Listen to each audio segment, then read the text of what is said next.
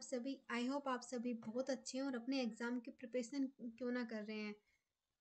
देखिए फ्रेंड्स, मैं आपको बताती हूँ कि आज मैं आपको राजस्थान का कला एवं संस्कृति के बारे में जितने मोस्ट इंपॉर्टेंट क्वेश्चन बनते हैं ना राजस्थान के आर्ट और कल्चर से, उन सबको करा रही हूँ। यानी क्वेश्चन सभी प्रतियोगिता एग्जाम के लिए बहुत ही इंपॉर्टेंट है। तो दिल लगाकर मेहनत कीजिए और अपने एग्जाम को फतेह कीजिए। तो चलिए स्टार्ट करते हैं फर्स्ट क्वेश्चन के साथ कि फर्स्ट क्वेश्चन किस प्रकार से होगा। फर्स्ट क्वेश्चन बनता है फ्रेंड्स, जो पुरा स्थल जो आहड़ सभ्यता थी उसे जो प्राचीन अवशेष प्राप्त हुए हैं उनका संबंध किससे है। यानी जो आहड़ सभ्यता से जो प्राचीन अवशेष प्राप्त हुए हैं तो वो किस सभ्यता यानी किस युग के अंदर वो उनका संबंध है। तो किस युग से संबंध हो जाएगा? ऑप्शन नंबर सेकेंड, यानी ताम्र पाषाण युग से उनका संबंध हो जाएगा। यानी ऑप्शन नंबर जो सेकेंड है वो इसका राइट आंसर हो जाएगा। नेक्स्ट क्वेश्चन आता है question number second. Second number question क्या कहता है कि 1734 ईस्वी में हुरडा सम्मेलन की अध्यक्षता किसने की थी।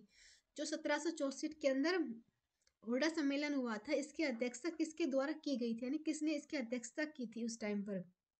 तो वो की थी ऑप्शन नंबर 4, यानी जगत सिंह के द्वारा इसकी अध्यक्षता की गई थी। अब इसके बारे में बताएंगे तो कब स्टार्ट किया गया था? 17 जुलाई 1734 के अंदर इसको स्टार्ट किया गया था। इसका उद्देश्य क्या था हुरडा सम्मेलन का? तो जो राजपूत जनजाति होती है ना इनको इकट्ठा करना, एकता की पावर बताना, और जो मराठा से जो आक्रमण करते थे उससे अपने आप को बचाने के लिए इसको स्टार्ट किया गया था। क्लियर। नेक्स्ट आता है क्वेश्चन नंबर 3। अब 3 नंबर क्वेश्चन क्या कहता है, 1907 में स्थापित जैन वर्धमान विश्वविद्यालय, यानी जो जैन वर्धमान विश्वविद्यालय है इसके संस्थापक कौन है? कब किया गया था? 1907 ईस्वी के अंदर किया गया था। तो किसके द्वारा किया गया था? अर्जुन लाल सेठी, यानी ऑप्शन नंबर 3 इसके अंदर राइट आंसर हो जाएगा। अर्जुन लाल सेठी ने जैन वर्धमान विश्वविद्यालय के संस्थापक रहे थे। अगर अब इनके बताए इनका जन्म कब हुआ था, अगर पूछ लेते हैं काफी बार, तो 9 सितंबर को इनका जन्म हुआ था और डेथ कब हुई थी? 22 दिसंबर को। यानी 22 दिसंबर 1941 में इनकी डेथ हुई थी और 9 सितंबर 1880 के अंदर इनका जन्म हुआ था। अगर अर्जुन लाल सेठी की बात की जाए तो एक स्वतंत्रता सेनानी थे, क्रांतिकारी थे और साथ में एक शिक्षक भी रहे थे। क्लियर। अब पढ़ते हैं नेक्स्ट, यानी जो नेक्स्ट क्वेश्चन आता है क्वेश्चन नंबर 4। अब 4 नंबर क्वेश्चन क्या कहता है, वीर भारत सभा, जो वीर भारत सभा थी इसकी स्थापना किसके द्वारा की गई थी? वीर भारत सभा की स्थापना, तो फ्रेंड्स वो की गई थी 1910 के अंदर इसकी स्थापना की गई थी। और किसके द्वारा की गई थी पूछे तो केसरी सिंह बारठ, यानी ऑप्शन नंबर 3 इसका राइट आंसर हो जाएगा।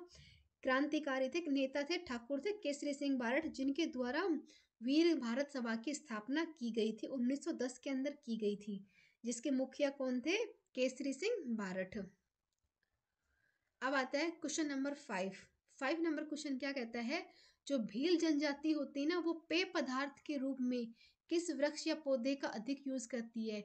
यानी जो भील जनजाति है जो पेय पदार्थ के रूप में कौन सा ऐसा वृक्ष या पौधा होता है जिसका उपयोग करती है। तो कौन किस पौधे का यूज करती है भील जनजाति? वो करती है महुआ का पेड़, यानी ऑप्शन नंबर 3 इसका राइट आंसर हो जाएगा। भील जनजाति पेय पदार्थ बनाने के लिए महुआ का पेड़ का इस्तेमाल करती है, जो कि भील जनजाति का मुख्य व्यवसाय यानी कृषि होता है। क्लियर हो गया। इसे झूम क्या होता है ना, झूम कृषि होती है तो वो इनके द्वारा पहाड़ी इलाकों में की जाती है। अब बात करें कि भील जो जनजाति होती है वो कौन सी भाषा होती है, तो द्रविड़ मूल भाषा वे बोलते हैं। नेक्स्ट आएगा क्वेश्चन नंबर 6। 6 नंबर क्वेश्चन क्या कहता है कि जैसलमेर की स्थापना किसने की थी। जो जैसलमेर राजस्थान का एक राज्य है इसकी स्थापना किसके द्वारा की गई थी, यानी एक जिला है जैसलमेर जिसकी स्थापना किसके द्वारा की गई थी। तो कब की गई थी? 1156 ईस्वी में की गई थी। किसने की थी?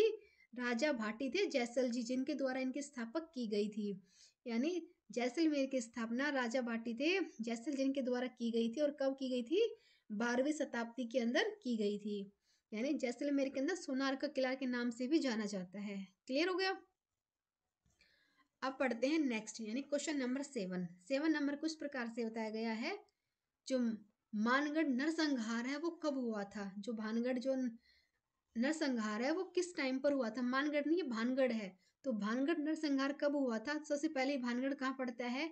ये अलवर के अंदर पड़ता है। यानी अलवर का जो राजस्थान के अलवर जो जिला है जिसके अंदर भानगढ़ पड़ता है और वहीं पर ही इसका नरसंहार हुआ था। तो किस डेट को हुआ था? क्योंकि एग्जाम में काफ़ी बार इसकी डेट पूछी गई है, यानी इंपॉर्टेंट क्वेश्चन है, तो इसके डेट के बारे में भी आपको पता होना चाहिए। तो कब की गई थी? 17 नवंबर 1913, यानी ऑप्शन नंबर जो सेकंड है इसका राइट आंसर हो जाएगा। 17 नवंबर 1913 के अंदर भानगढ़ नरसंहार हुआ था। क्लियर हुआ? अब पढ़ते हैं क्वेश्चन नंबर 8। अब 8 नंबर क्वेश्चन क्या कहता है? पोपाबाई की पोल नामक पुस्तक किसने लिखी थी? कौन सी बुक है? पोपाबाई की पोल, जो किसके द्वारा लिखी गई थी? कौन थे इसके लेखक? तो फ्रेंड्स वो थे जयनारायण व्यास, यानी पोपाबाई की पोल नामक पुस्तिका जयनारायण व्यास द्वारा लिखी हुई थी। जयनारायण व्यास की बात करें तो राजस्थान के जोधपुर जिले में पैदा होने वाले तीसरे और पांचवें मुख्यमंत्री भी रहे थे जयनारायण व्यास जी। क्लियर? यानी जो एक विश्वविद्यालय जोधपुर के अंदर, उसका नाम भी इनके नाम पर रखा गया है। पुस्तक का नाम क्या था? पोपाबाई की पोल। नेक्स्ट आता है क्वेश्चन नंबर 9। अब 9 नंबर क्वेश्चन क्या कहता है? किसकी सिफारिश के आधार पर आबू एवं देलवाड़ा को तहसील को राजस्थान में मिलाया गया? यानी जो आबू और देलवाड़ा तहसील है राजस्थान में मिलाया गया था, तो ये किसके सिफारिश के आधार पर इसको मिलाया गया था, यानी किसके सिफारिश के मिलाया गया था? अब इस क्वेश्चन में ना काफी डाउट होते हैं। डाउट किस प्रकार के होते हैं? यानी कुछ बुक में कुछ दे रखा है और कुछ बुक में कुछ दे रखा है। यानी एक बुक के अंदर दे रखा है गोकुल भाई भट्ट, और एक बुक के अंदर दे रखा है फैजल अली। यानी इन दोनों के अंदर अभी क्लियर नहीं है कि किसने की थी। किसी में फैजल अली का नाम दे रखा है और किसी में गोकुल भाई भट्ट का नाम दे रखा है। अगर गूगल की माने तो फैजल अली की सिफारिश के ऊपर ही आबू और देलवाड़ा तहसील को राजस्थान में मिलाया गया था। यानी गूगल एकदम राइट होता है तो हम तो गूगल की बात ही मानेंगे, यानी बुक के अकॉर्डिंग चले तो गोकुल भाई भट्ट हो जाएगा। नेक्स्ट आता है क्वेश्चन नंबर 10। अब 10 नंबर क्वेश्चन क्या कहता है? जो डामोर जनजाति होती है ना, उसमें अधिकतर पाई जाती है। यानी जो डामोर जनजाति होती है वो अधिकतर कहाँ पाई जाती है? तो कोटा में, बारा में, भीलवाड़ा में, यानी किस जगह पर डामोर जनजाति अधिकतर पाई जाती है? तो राजस्थान के किस जिले में पाई जाती है डामोर जनजाति? वो पाई जाएगी डूंगरपुर और बांसवाड़ा में। यानी राजस्थान के 2 जिले के अंदर पाई जाती है, डूंगरपुर और बांसवाड़ा के अंदर डामोर जनजाति, जो कि कैसी होती है? एक मतलब कि झाबुआ जनजाति बांसवाड़ा, डूंगरपुर, सागरकाठा, दामोर, पंचमहल आदि जिलों के अंदर पाई जाती है। क्लियर हुआ? यानी ऑप्शन नंबर इसका थर्ड राइट आंसर हो जाएगा। अब आता है क्वेश्चन नंबर 11। 11 नंबर क्वेश्चन किस प्रकार से आता है? राव राय सिंह को राजपुताने का करण किसने कहा था? यानी राजपुतानों के करण के नाम से किसको जाना जाता है? तो कौन है राजपुतानों का करण?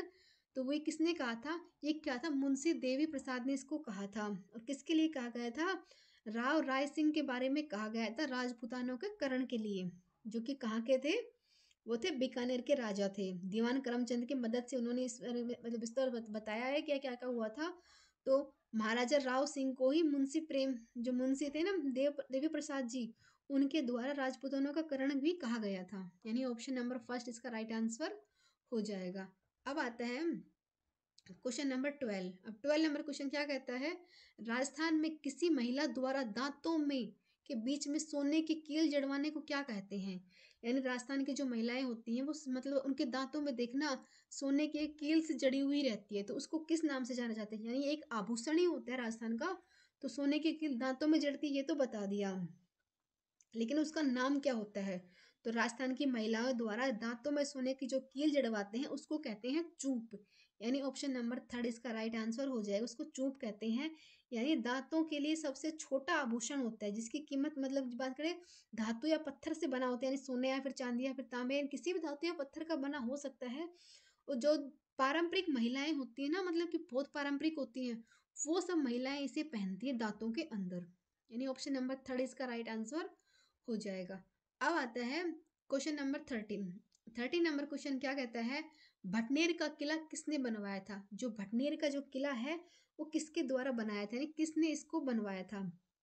तो आप सभी को पता होगा ये भटनेर का किला कहाँ है?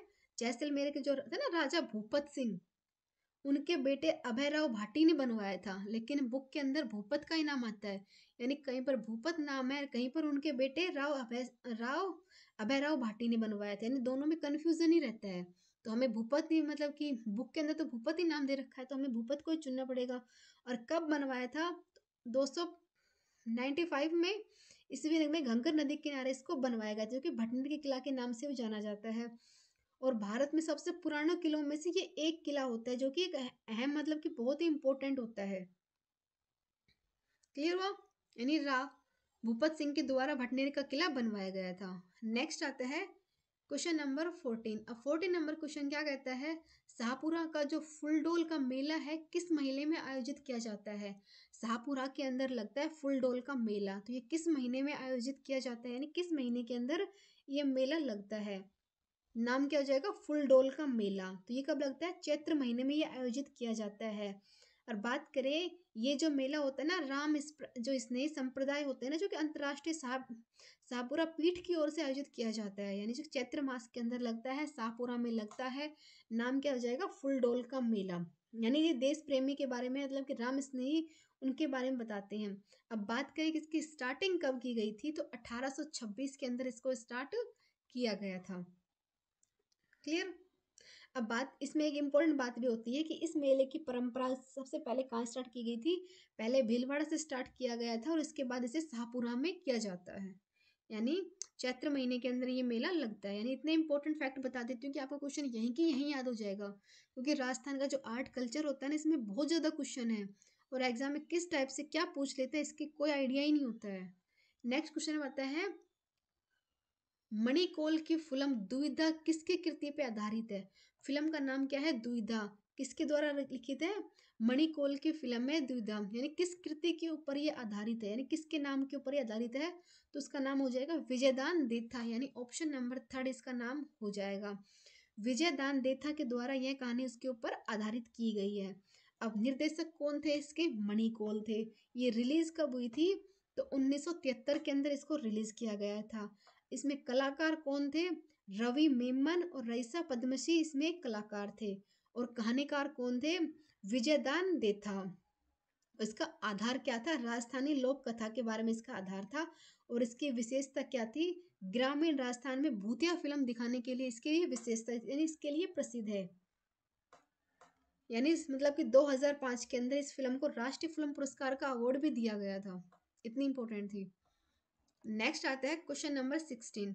16 नंबर क्वेश्चन किस प्रकार से होता है, राजस्थानी चित्रकला का सबसे पहला वैज्ञानिक वर्गीकरण किसने प्रस्तुत किया था? यानी जो राजस्थानी चित्रकला होती है, इसमें सबसे पहला वैज्ञानिक वर्गीकरण इसके बारे में किसने प्रस्तुत किया था, यानी किसके द्वारा इसको प्रस्तुत किया गया था? नाम क्या जाएगा, राजस्थानी चित्रकला का प्रथम वैज्ञानिक वर्गीकरण है आनंद कुमार स्वामी द्वारा इसको प्रस्तुत किया गया था। अब बात करें कब किया गया था, तो 20वीं शताब्दी के अंदर किया गया था, जो कि महान एक कला थे, इतिहासकारों में से एक थे, जिन्होंने इस जो दरअसल कला, सौंदर्य, साहित्य, भाषा आदि के बारे में बताने के लिए इसको प्रस्तुत किया था। नेक्स्ट आ जाता है क्वेश्चन नंबर 17। 17 नंबर क्वेश्चन किस प्रकार से होता है, निम्न में से किसे मारवाड़ में सर्वप्रथम ऊंट लाने का श्रेय दिया जाता है? यानी जो मारवाड़ है वहां पर सर्वप्रथम ऊंट लाने का जो श्रेय है वो किसको दिया जाता है? तो किसको दिया जाता है मारवाड़ के अंदर सर्वप्रथम ऊंट लाने का?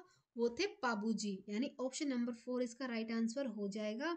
पाबूजी को ही ऊंट लाने का श्रेय दिया जाता है, कहाँ पर? मारवाड़ के अंदर। यानी पाबूजी राजस्थान के लोक देवता भी माना जाता है और इन्हीं को ऊंटों का देवता भी कहा जाता है। माना जाता है कि जो पाबूजी थे महमूद गजनवी से ऊंट लेकर आए थे और पाबूजी का जन्म है मारवाड़ के कोल्लू गांव के अंदर हुआ था। इनका जीवन काल है विक्रम संवत 1313 से लेकर 1337 तक इसका माना जाता है। इनको ना लक्ष्मण का अवतार भी माना जाता है।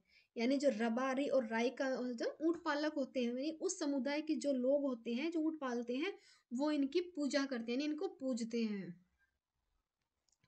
नेक्स्ट आता है क्वेश्चन नंबर 18। अब 18 नंबर क्वेश्चन किस प्रकार से आता है, राजस्थान में रीति रिवाज को लेकर मोसेर किसे कहा जाता है? यानी आप सभी जानते हैं कि राजस्थान में इतनी रीति रिवाज होती हैं, जन्म की भी इतनी रीति रिवाज होती है, शादी की भी उतनी होती है, मरने के बाद भी उतनी होती है। तो एक मोसेर आ गया वर्ड, ये मोसेर रीति रिवाज है, ये किसके लिए किया जाए, यानी किसको कहा जाता है? दहेज को, मृत्यु भोज को, गृह प्रवेश को या विवाह के अवसर जो प्रतिभोज होता है। तो फ्रेंड्स, जो मोसेर होता है इसका मतलब होता है मृत्यु भोज, यानी जो मृत्यु के बाद जो खाना खिलाया जाता है उसको बोलते हैं मृत्यु भोज। क्लियर? इन राजस्थान के अंदर मतलब सगाई की अलग होती है, मतलब शादी की अलग होती है, यानी अलग अलग रीति रिवाज होती है, लेकिन जो मोसेर होती है वो मृत्यु भोज के लिए जाना जाता है। नेक्स्ट आता है क्वेश्चन नंबर 19। 19 नंबर क्वेश्चन क्या कहता है, किस लोक नृत्य में डफली, घुंगरली, खजरी, पुंगी जैसे वाद्य यंत्र का यूज होता है, यानी किसके अंदर इन सब का यूज होता है? तो किसके अंदर हो जाएगा? कानबेलिया। जो कानबेलिया होता है उसके अंदर डफली, घुंगरलिया, खजरी, पुंगी वाद्य यंत्र का यूज किया जाता है। कानबेलिया ने कौन करते हैं? ये कंजर जाति है ना, ऐसा नृत्य होता है जिसके अंदर मतलब कि बहुत ज्यादा होते हैं, जिसकी ये ना कि खजरी, डफली, घुंगरला, पुंगी आदि का उपयोग किया जाता है। और कानबेलिया जो भारत के राजस्थान का रेगिस्तान में सांप आकर्षित होते हैं ना, जनजाति होती है ना, कंजर जाति, उनके द्वारा इसको किया जाता है। क्लियर हो गया? नेक्स्ट आता है